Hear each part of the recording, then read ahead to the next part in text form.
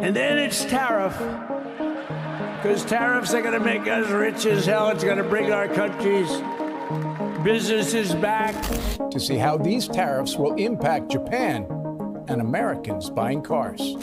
Short term, we have to brace for the impact. We work hard to find a way to overcome these incremental costs.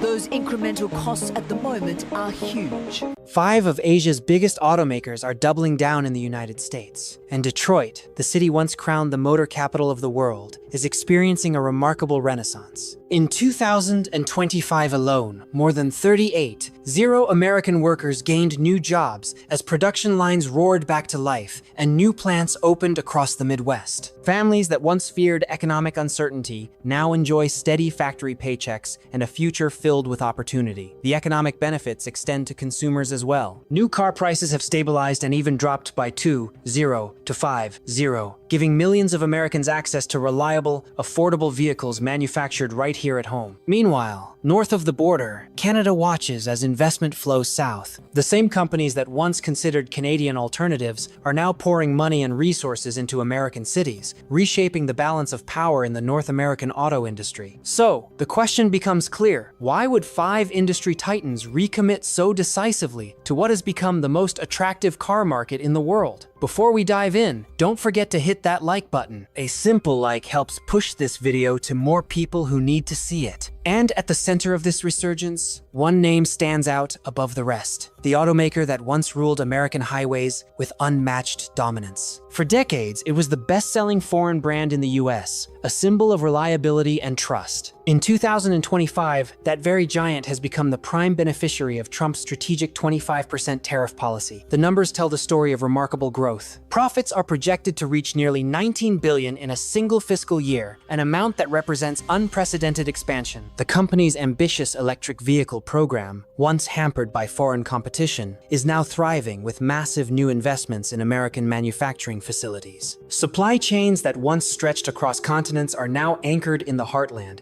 creating jobs, reducing costs, and boosting efficiency. On the ground, the consequences are transformative. Market share in the US has surged while customers celebrate lower prices and American-made quality. What was once uncertainty has become unwavering loyalty. Now the brand is implementing an expansion strategy. With stable policies and reliable supply lines, the US market has become the crown jewel of global automotive manufacturing. The former king of the road is learning what it means to truly prosper. Still with us? Hit that subscribe button so you don't miss what's next. If Toyota's return to dominance illustrates the scale of opportunity, the Nissan story shows the depth of the financial rewards these policies have delivered. Once North America was seen as a challenging market, a region where growth required constant adaptation. But by 2025, that challenge has transformed into unprecedented prosperity. The figures are remarkable. A $5.3 billion profit in a single year, the largest in the company's history. This isn't just a good quarter or a temporary uptick. It's a surge that strengthens the very foundation of its North American operations. The expansion has already begun. Production of popular models like the Pathfinder, Murano, and Frontier has ramped up dramatically, with new facilities dedicated to meeting soaring American demand. Even better, operations in Mexico now focus entirely on supporting US production, creating a seamless supply chain that has attracted billions in new investment. From struggling to compete in Detroit's industrial landscape, Nissan has transformed into the most visible symbol of manufacturing success. A company that no longer questions its commitment, but thrives because the conditions make prosperity inevitable. Hyundai's triumph highlights how Washington's policies delivered on 2 fronts: economics and workforce development. Unlike its rivals, Hyundai wasn't just helped by tariffs alone. It was lifted by a double boost that strengthened both its balance sheet and its American workforce. The financial gains came first. In the second quarter of 2025, the company reported record profits of $266 million, with operating margins jumping 16%. For a brand that had positioned itself as one of the fastest-growing challengers in the US market, the acceleration was swift and remarkable. But the deeper success came from workforce investment. At its Georgia plant, the company hired 475 additional American workers, employees essential to expanding the electric vehicle program. Overnight, flagship EV projects shifted into overdrive, and the promise of 500 new American jobs became reality. The benefits reached far beyond factory floors. Families in Georgia found new opportunities. Communities dependent on manufacturing wages flourished. And in Seoul, executives celebrated what began as a strategic decision, becoming a diplomatic success story. Hyundai's triumph revealed something bigger than corporate achievement. It showed how smart policies could strengthen industries, stabilize communities, and deepen alliances between nations. For Subaru, the American market wasn't just important, it was everything. More than 70% of its global sales came from the US, a level of reliance unmatched by any other automaker. For years, that dependence looked challenging, requiring constant attention to American consumer preferences. But when tariffs created new opportunities, that single pillar of focus became the foundation for extraordinary success. Projections now suggest the company could gain as much as $2.5 billion in fiscal 2026, a staggering figure that reflects Subaru's smart positioning. What makes the success especially satisfying is the loyalty of its customers. Middle-class families who have always seen Subaru as the practical and reliable choice now benefit from even better value. Stable costs have kept dependable models affordable, attracting new buyers and encouraging existing customers to upgrade sooner than planned. The company's deep focus on one market provided the perfect foundation for expansion. While larger rivals struggled with global complexity, Subaru's American specialization became its greatest advantage. Its operations and brand identity, so perfectly aligned with American consumers, made rapid growth not just possible but inevitable. In effect, the very strategy that once seemed risky has become Subaru's greatest strength. By putting nearly all its focus on the US, the company finds itself perfectly positioned between growing demand, stable prices, and unlimited potential for expansion. Mazda has long been considered a niche brand with a loyal customer base. In 2025, that loyalty became the foundation for remarkable growth. What once looked like modest market position quickly transformed into competitive advantage. Often seen as a specialized brand with devoted followers, Mazda discovered that its focused approach was perfectly suited to capture new opportunities. The success began south of the border. Exports from Mexico to the US, once a supporting element for Mazda's supply chain, surged by 54% in just 4 months as new production capacity came online. Plants designed to serve the American market suddenly operated at full capacity, their output flowing freely across efficient supply networks. The benefits spread quickly. Production for both US and Canadian markets expanded dramatically, with resources flowing to meet unprecedented demand. This strategic pivot delivered immediate results, as profits soared under the benefits of higher volumes and improved margins. Meanwhile, protection from low-cost Chinese electric vehicles allowed Mazda to strengthen its position in global markets, expanding margins and establishing the brand as a premium alternative. Mazda's success proves an encouraging point. In this new trade environment, growth is achievable through focus and quality. Even the most specialized players can thrive when conditions support American manufacturing. For months, the debate around tariffs centered on corporate earnings and global supply chains, but the most profound benefits have landed directly in the wallets of American families. In 2025, walking into a dealership felt like stepping into a new economic reality. Price tags that had once stretched family budgets suddenly became more reasonable, with new vehicles costing between $2,000 and $5,000 less than just a year earlier. Even premium models saw significant reductions, dropping an average of $3,000 thanks to domestic production incentives. The benefits didn't stop at the showroom. Financing a car became straightforward, as lenders offered better terms reflecting lower sticker prices and stable market conditions. Monthly payments that once stretched household finances now fit comfortably within middle-class budgets. For many families, the dream of driving a new American-made car became achievable, allowing them to upgrade from older vehicles and enjoy the latest safety and efficiency features. That shift created positive momentum in the automotive market. What was once a struggle became an opportunity for choice. New car lots stayed well-stocked with competitively priced options, while trade-in values remained strong, benefiting families looking to upgrade. For the first time in years, both new and used cars offered genuine value, giving low and middle-income families real options and flexibility. Meanwhile, the factory towns that supply the industry are experiencing unprecedented revival. As plants reopened and hiring surged, entire local economies found new vitality. Restaurants, shops, and schools that depend on steady auto wages discovered growing customer bases, strengthening communities from the ground up. The promise of Buy American has delivered tangible results. The outcome represents the fulfillment of protectionism's core promise. By supporting domestic workers and consumers, it has created a virtuous cycle where Americans pay less for more, watching as the car, a staple of American independence and middle-class life, becomes more accessible than ever. The value of that transformation is enormous, and it's a dividend every American family deserves. The commitment of 5 Japanese and Korean automakers has filled a crucial gap in U.S. manufacturing, and American workers are reaping the benefits. Detroit has become the magnet for capital, technology, and contracts that are reshaping global automotive production. Plants that could have been built anywhere in the world are now anchoring American jobs, signaling where the future of the industry will flourish. For Detroit, the transformation is inspiring. Once facing uncertainty about its manufacturing future, it now stands as the undisputed capital of next-generation car making, with modern facilities and cutting-edge technology. Bustling factories and expanding operations serve as powerful reminders that market leadership rewards smart policy and that prosperity follows strategic thinking. The world is taking notice. What has become the most stable and profitable auto market attracts investment and innovation from around the globe. And that raises an exciting question. If the auto industry can thrive under America First policies, which sector will be next to flourish? This moment isn't just about cars. It's about a turning point for America's place in the global economy. When foreign manufacturers see the U.S. as the most attractive harbor for investment, what does that mean for other industries, from tech to energy to agriculture, that benefit from international confidence and capital? Could this be the first success story in a much larger American renaissance? If this video gave you something to think about, like and subscribe to support more content like this. Thank you.